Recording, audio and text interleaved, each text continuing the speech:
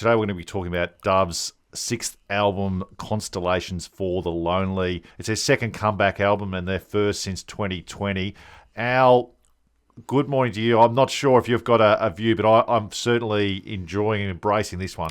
Good morning, mate. Absolutely. It's probably the best album I've heard so far early in this year. Doves have been around for 25 years, mate. Their first album, Lost Souls, is a particular favourite of mine and makes a lot of people's kind of top 10 albums from the UK, and this is no exception, mate. They really stick to their lanes in terms of what they were aiming for with this album, I think. I don't know if you kind of got that feeling. It's quite a melancholy album. There's no real upbeat song on this, but there's some real track highlights for me on this album, mate. There's the single Renegade starting off the album, which is really good, but it's not until the second and third song, Cold Dreaming, and even In the Butterfly House, that I particularly enjoy. But my favourite song, mate, off this album, interested in your thoughts, is actually track number 6, where it's Last Year's Man.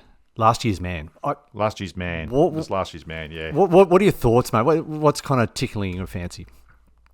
Well, I haven't listened to a lot of Doves over the journey, so I remember Catch the Sun when it was out. Oh, how good. I remember pounding. So there was a couple of songs that were kicking around in that sort of early 2000 era, but hadn't spent a lot of time listening to them. So I didn't really have a lot of expectations with this particular record. Yeah.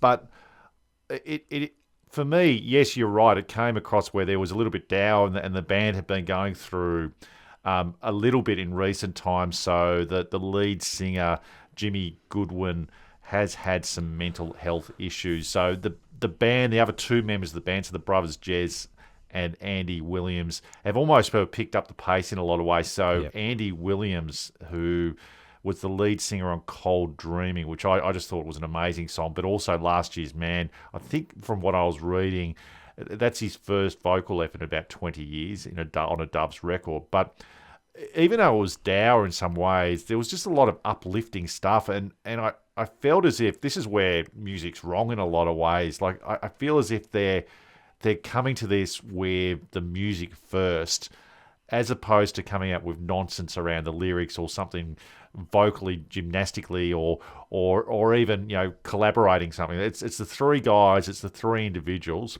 and really, really amazing. I just love the jamming and just some of the innovation. Even though there's 6 albums in and probably more than 30 years now since they probably had the band together. So yeah, I was really, really impressed. Oh, absolutely. And they're not a band who's going to just punch an album out every 12 to 18 months. They really kind of take their time. And as you mentioned, they've been in different hiatuses for 5 that ended up being kind of 10 years since Kingdom of Rust up until 2020. So this album over the last 4 or 5 years, starting with the song Renegade that was kind of recorded in 2020, to be released early February this year, mate, is a real triumph and a real highlight, and I'm really kind of looking forward to seeing some of the live shows. But I think in particular the fact that it's just not the one person singing, and it is a real highlight. And there's a few bands kind of doing this. I mean, it's good to see the Manics giving Nicky Wire a bit of a go on their recent album too. But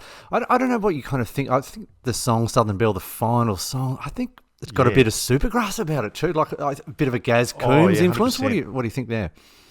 100%. Yeah. It started off slow, and then there's this whole harpsichord middle part to it. It had a real, almost an uplifting feel towards the middle. And I was hearing bits and pieces of Gaz Coombs in this, and now this is probably what they do. But I was also Radiohead. Yeah.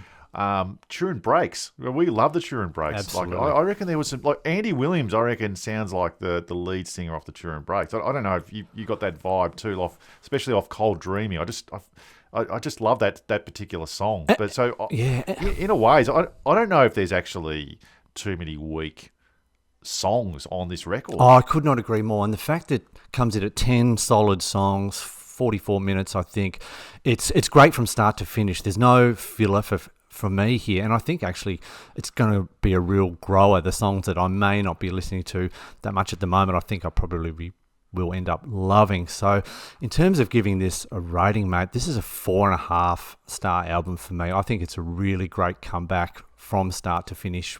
What do you reckon?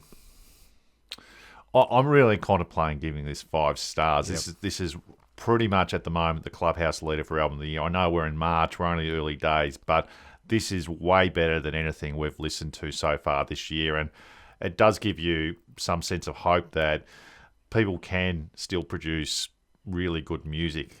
Like we just sort of see a lot of manufactured music, a lot of collaborations that don't seem to go anywhere. This is really genuine music, and so I'm going to go 4.5, but I reserve my right to go 5 out of 5, and I can see myself listening to this album quite a bit in the next few months. So let us know what you think. Do you think this is up there with the band's previous efforts? I certainly think it is, and a lot of people are rating this 5 out of 5. So let us know what your rating of this particular album is. We're very excited. We think it could be the album of the year.